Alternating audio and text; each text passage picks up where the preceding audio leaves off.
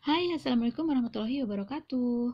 Sahabat pecinta tanaman hias, di hadapan Ma ini ada 6 pot Calathea lutea atau orang menyebutnya juga dengan Calathea pisang. Nah, ini merupakan sumbangan dari teman-teman yang merasa sudah tidak memerlukan Calathea lutea ini dengan berbagai alasan. Nah, si pot-pot ini sudah berada di rumah Ma, ada yang 2 minggu, ada juga yang 3 minggu. Oke, kita analisa apa yang terjadi dengan Calathea lutea ini sampai dengan yang punyanya itu menghibahkannya ke Ma ya.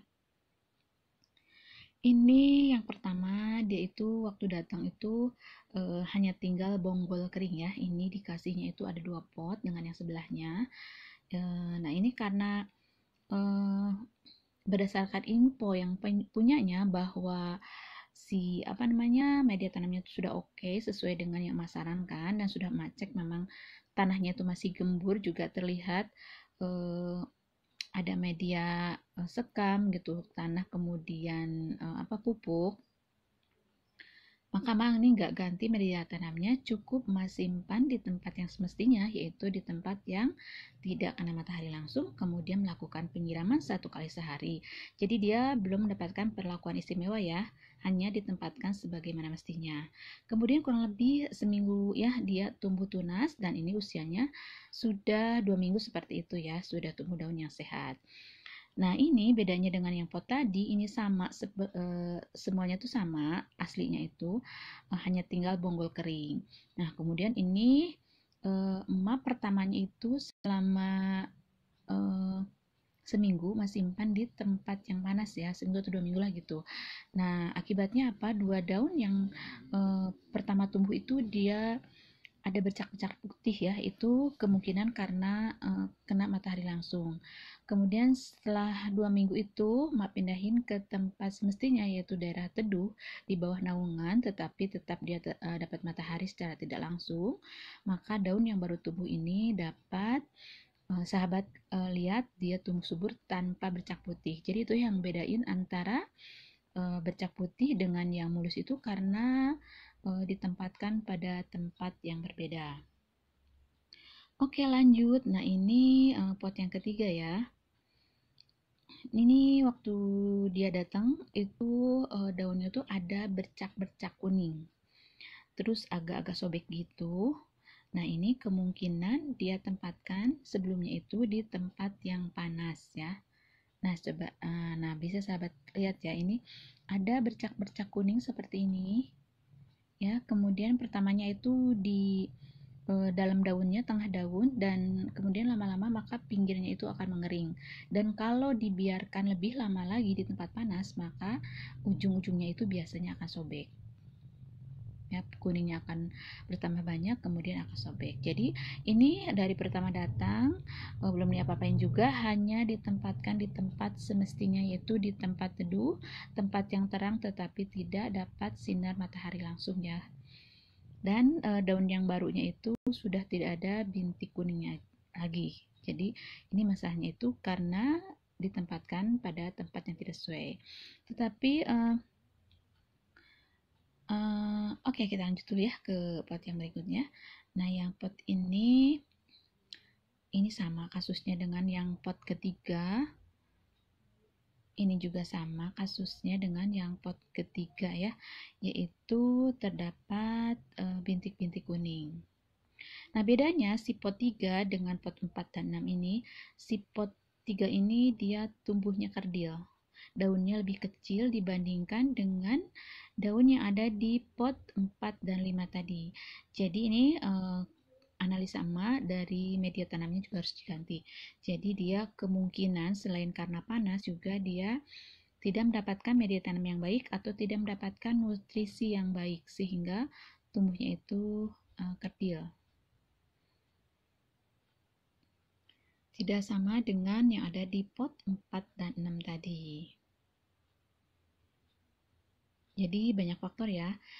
Sebetulnya Calathea itu hanya 3 hal sih yang pasti, hanya sekitar media tanam, penempatan, kemudian penyiraman. Nah, media tanamnya termasuk adalah pemupukan ya.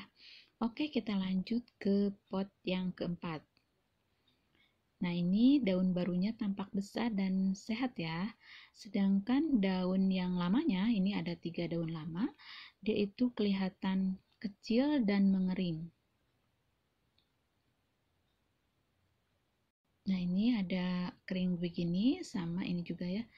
Ada bercak kuning, kemudian pinggiran daunnya itu mengering, dan kalau dibiarkan lebih lama lagi, si daunnya itu akan sobek.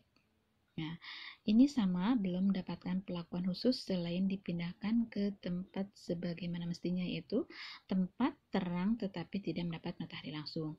Nah, ini lihat. Nah, ini akibat kepanasan.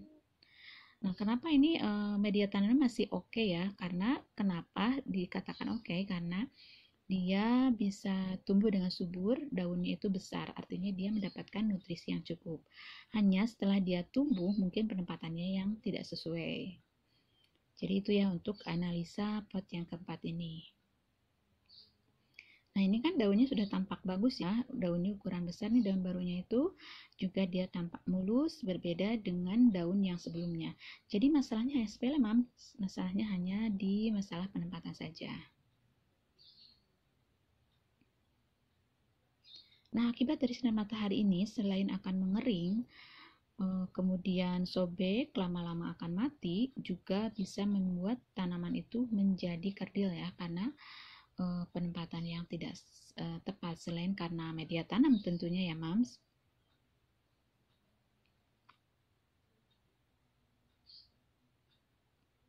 Oke, lanjut kita ke pot yang kelima. Nah, pot yang kelima ini kalau kita lihat dari jauh tadi kan kelihatan kerdil ya, lebih pendek dibanding dengan pot yang kelima dan keenam ini. Coba lihat, perhatikan lagi ya kan, pot yang kelima ini daunnya kerdil,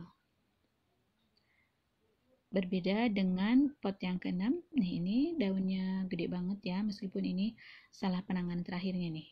Kalau dari nutrisi ini udah cukup oke, cuman salah penempatan. Lihat nih, daunnya gede banget, berarti dia tumbuh subur dengan media tanam yang cocok. Nah, kita bandingkan nih dengan pot yang ketiga. Ukurannya jauh banget ya. Nah, jadi kemungkinan pot ketiga itu seperti yang sudah dijelaskan sebelumnya, dia perlu diganti media tanamnya.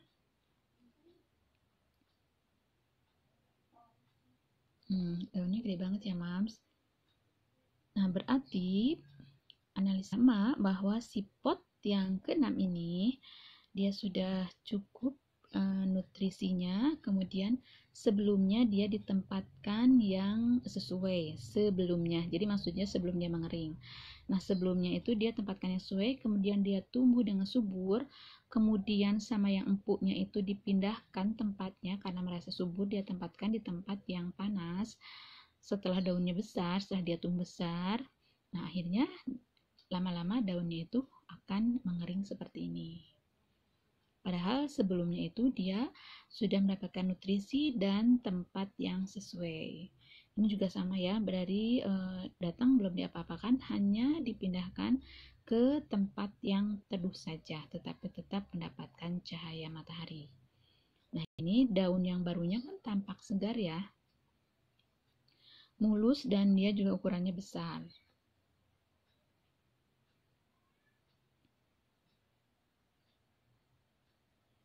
Nah, sebelumnya ada beberapa daun yang mak potong ya, supaya dia dapat tumbuh tunas dengan cepat. Jadi salah satu cara untuk menumbuhkan tunas dengan cepat adalah dengan memotong daunnya. Tentunya dipotong juga daun yang tidak sehat ya, sudah mengering atau kena hama dan lain sebagainya.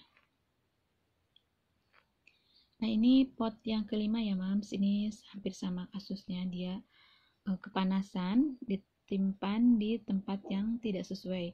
Nah, ini udah lebih parah nih, karena bercak kuningnya udah banyak banget bercak kuningnya sampai dia mengering di beberapa bagian daun. Dan nah, itu akhirnya dia akan sobek di ujung-ujung daunnya ya.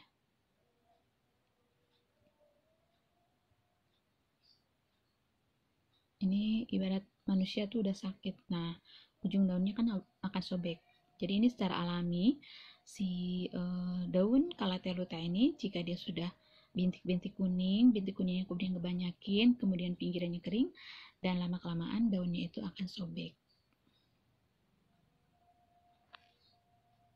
Nah itu Mam, kurang lebih analisa 6 pot dari pohon kalatea yang ada di rumah Mama ini ya, merupakan sumbangan dari teman-teman.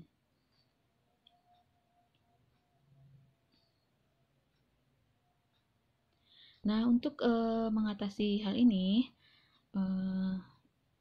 sebetulnya nggak susah-susah banget ya Mams.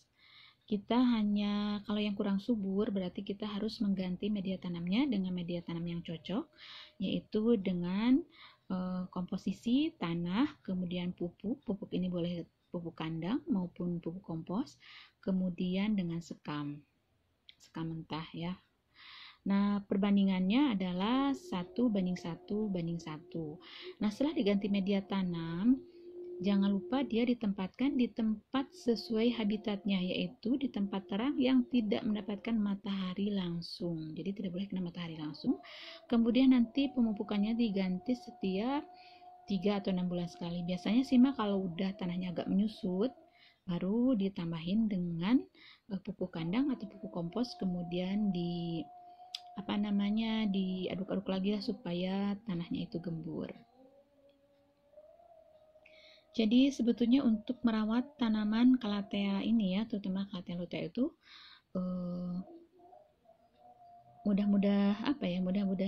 mudah sih sebetulnya, nggak terlalu sulit asal memang ditempatkan sesuai dengan habitatnya ya Mams. Dan usahakan jangan pakai pupuk kimia. Kalau masih nggak pernah pakai pupuk kimia, karena pupuk kimia itu membuat tanah menjadi lebih keras.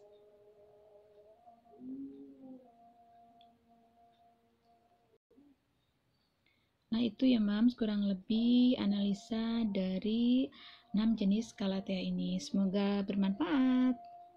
Assalamualaikum warahmatullahi wabarakatuh.